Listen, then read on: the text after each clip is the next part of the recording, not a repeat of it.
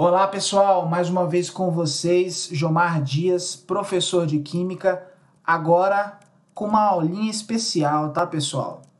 Uma aulinha que eu faço pra galerinha do primeiro ano. Tá bom? Tá, o que a gente vai trabalhar nessa aula? Qual é o nosso intuito hoje? Pois é, nessa aula nós vamos trabalhar atomística, o estudo dos modelos atômicos. Na verdade, o estudo baseado no átomo, as suas características, como que ele vai interagir, né, as partículas subatômicas e também o histórico da evolução da modelagem atômica. É o que a gente vai trabalhar hoje nessa aulinha. Então, primeiro, vamos ajeitar na cadeira aí, tá? Vamos pegar o caderno para fazer as anotações. Se for o caso, gente, dá o like, compartilha, aquele sininho, ativa aquele sininho das notificações no nosso canal, Jomar Júnior, tá o meu nome, né? O nome do professor de Química. Belezinha? Bora lá. Olha só, basicamente, né, o que a gente entende por atomística é a parte da química que estuda o átomo e as suas características. Cabe a esse segmento definir a estrutura atômica, bem o seu histórico e os tipos de semelhança entre os átomos. E, logicamente, toda a questão das notações envolvidas, beleza? O que a gente pode falar sobre o átomo? Tá aí, eu separei essa parte que eu peguei na internet, se eu não me engano, no site Pinterest, e fala sobre os modelos atômicos, desde dos antigos, né, da Grécia Antiga, até a representação clássica do modelo de Rutherford Bohr.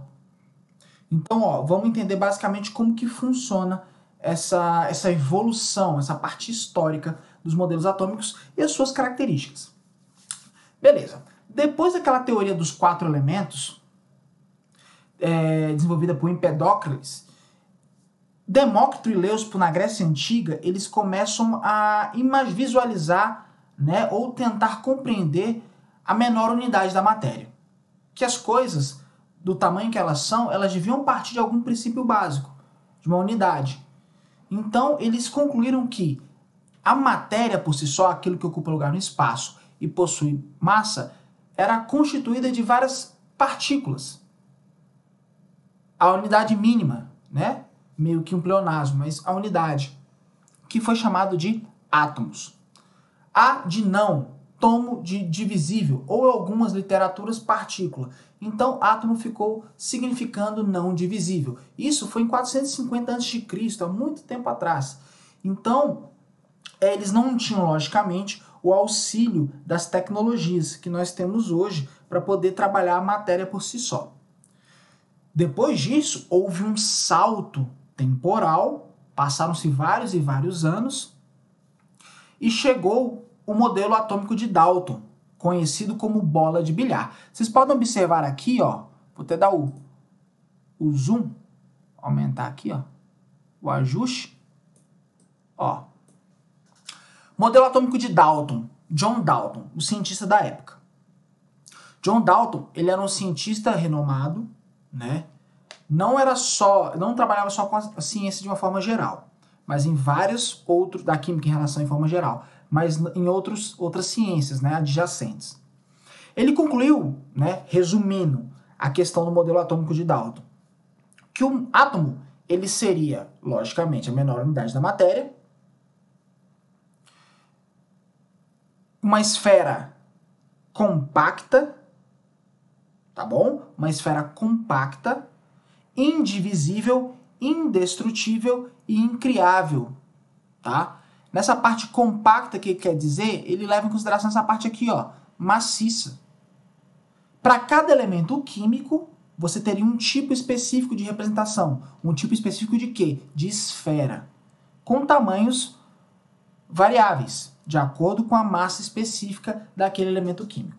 Então, Dalton realizou alguns experimentos na época simples comparados ao que a gente utiliza hoje e conseguiu estabelecer esse critério para o primeiro modelo atômico. Então, bola de bilhar, ou seja, uma esfera maciça, compacta, indivisível, indestrutível e incriável. E durante alguns postulados, que inclusive vocês do Albert Sabin têm no caderno, né, que eu passei para vocês, algumas características, né? Alguns elementos eles poderiam interagir com outros, tá bom? Nenhuma esfera era destruída ou criada, simplesmente você tinha um rearranjo de átomos para a formação de outras substâncias. Conforme esse modelo foi aceito pela comunidade científica, passaram-se os anos, quando... Aqui, pessoal, a gente não vai se prender a data, não, tá bom? Não quero que vocês decorem essas datas, eu quero que vocês entendam como funciona a diferença, as características de cada modelo atômico. Então, ó, passaram-se os anos e chegou um outro cientista, Joseph John Thomson, tá?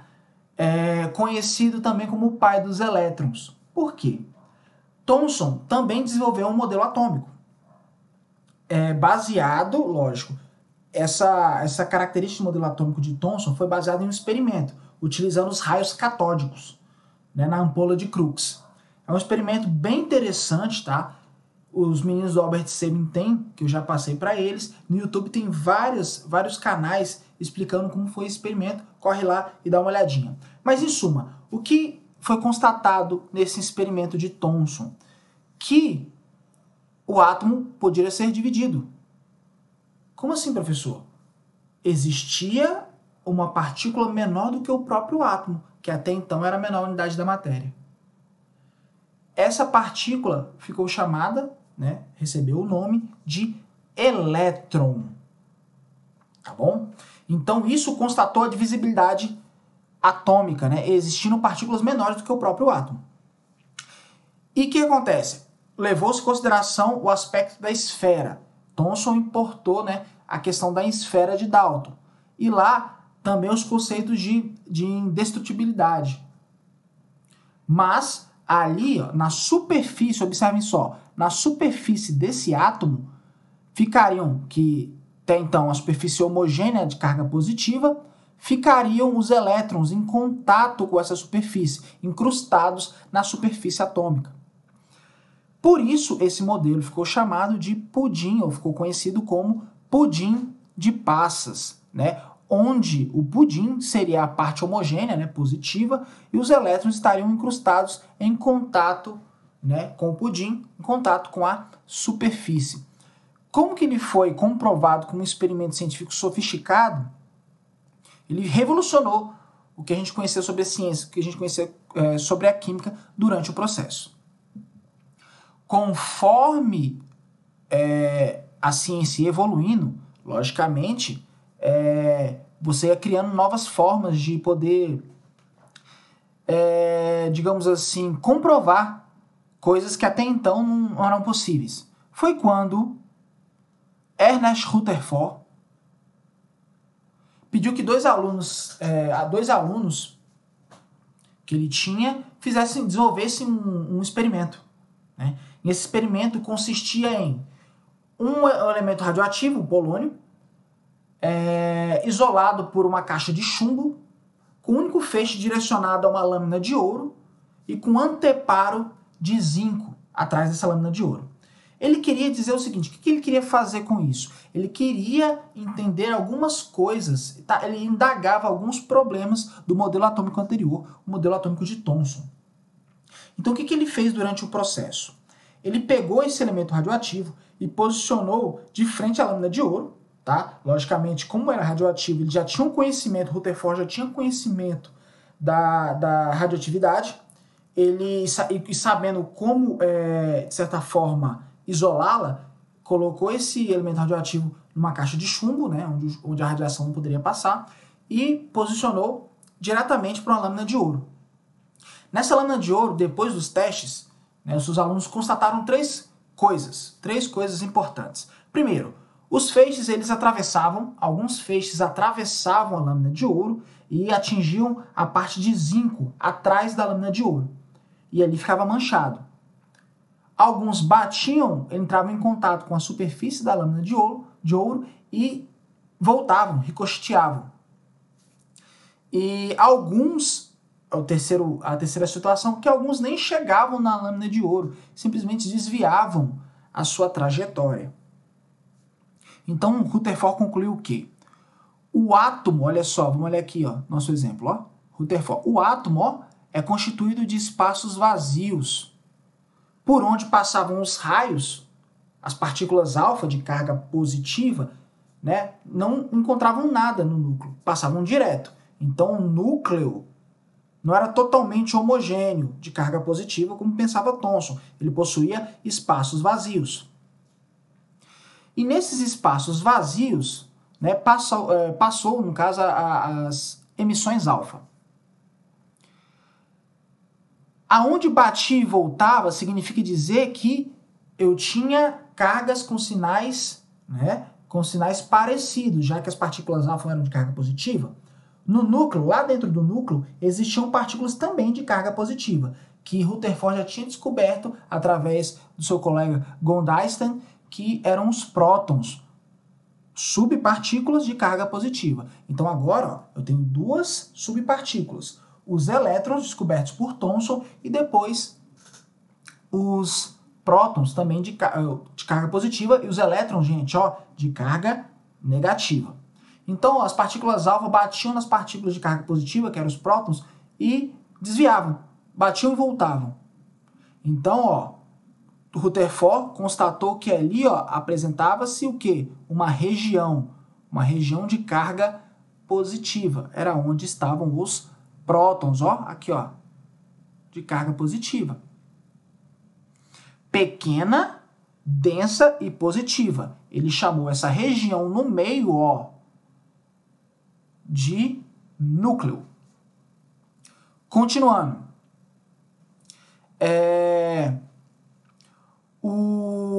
A parte, né, dos raios que nem chegava a tocar na lâmina de ouro era desviada durante o processo, né, saía da sua trajetória, significava dizer o seguinte, que essas partículas positivas das emissões radioativas estavam sendo atraídas por outra partícula, uma partícula de carga negativa. E essa partícula de carga negativa nós sabemos que são os elétrons. Então, no modelo atômico de Rutherford, também chamado de modelo de sistema planetário ou sistema solar, o núcleo ele fica no centro, tá ok? E do lado de fora, nas órbitas, existem os elétrons de carga negativa numa região carregada negativamente, chamada de eletrosfera. Então, resumindo, no modelo atômico de Rutherford, você tem um núcleo, tá? No núcleo positivo, só os prótons lá dentro. Do lado de fora, você tem uma região carregada negativamente, onde os elétrons estão ali, ó, se movimentando. Beleza? Agora, esse modelo de Rutherford, ele causou um impacto gigantesco na comunidade científica. Por isso, Rutherford acabou ganhando vários prêmios por causa disso. Porém,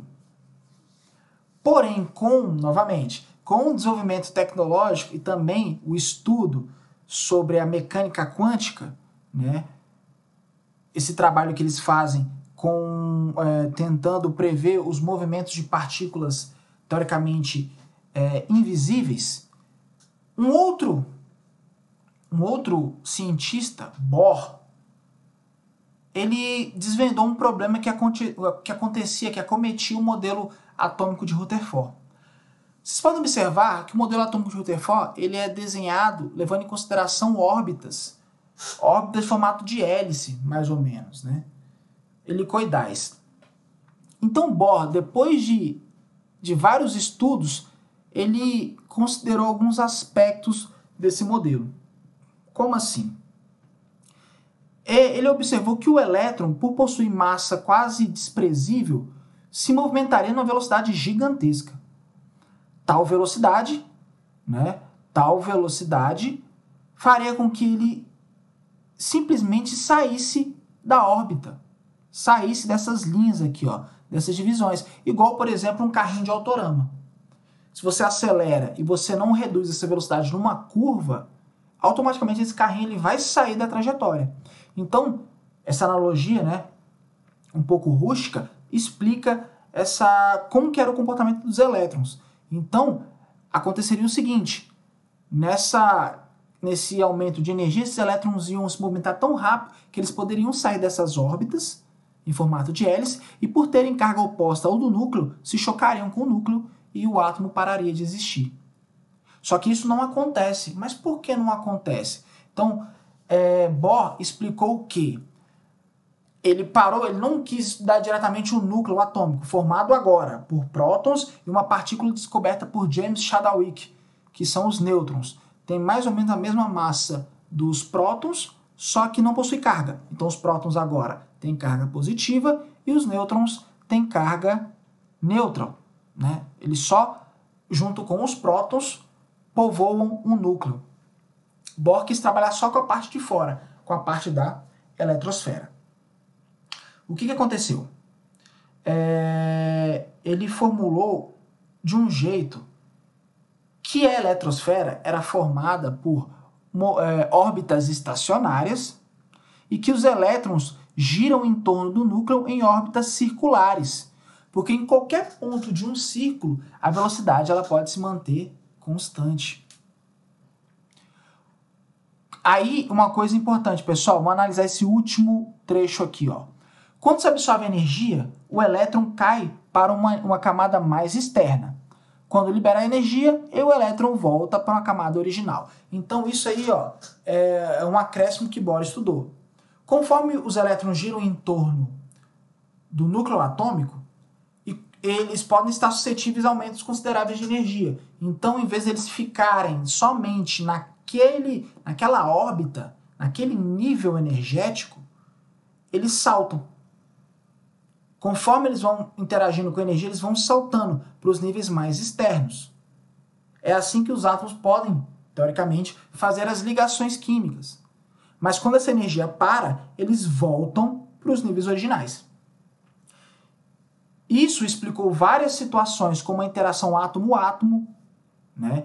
Como que os elétrons não se chocam com o núcleo, como que o núcleo consegue interagir com todos os elétrons, como se fosse o Sol e os planetas, né, relacionados à gravidade. E também explica a estabilidade de muitos elementos químicos da tabela periódica, que a gente vai estudar aqui um pouquinho mais para frente.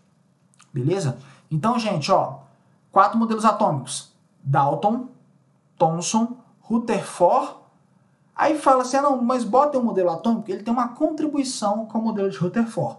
Então a gente separa em 4 autores. Mas, ó, bola de bilhar de Dalton, pudim de passas de Thomson, planetário ou sistema solar de Rutherford. E de Bohr, pessoal, a mudança da eletrosfera em níveis, tá? É representada por camadas. Camadas K, L, M, N, O, P e Q, tá bom? São as camadas e os níveis de 1 a 7. Esses níveis vão ser aqueles que, na tabela periódica, vão ser relacionados com os períodos dos elementos químicos. Então é isso, pessoal. Espero que vocês tenham gostado dessa aula, dessa aulinha para o pessoal do primeiro ano, beleza? Que, né, resolve algumas dúvidas que vocês têm sobre a modelagem atômica, até mesmo porque é algo complexo, que a gente não consegue enxergar, a gente não tem contato, a gente faz muita suposição, mas espero que vocês tenham gostado, gente. Qualquer coisa, mais pra frente, eu vou dar outras sugestões de vídeos e a gente vai colocando no nosso plantão de dúvida. Então é isso, pessoal. Até mais. Muito obrigado.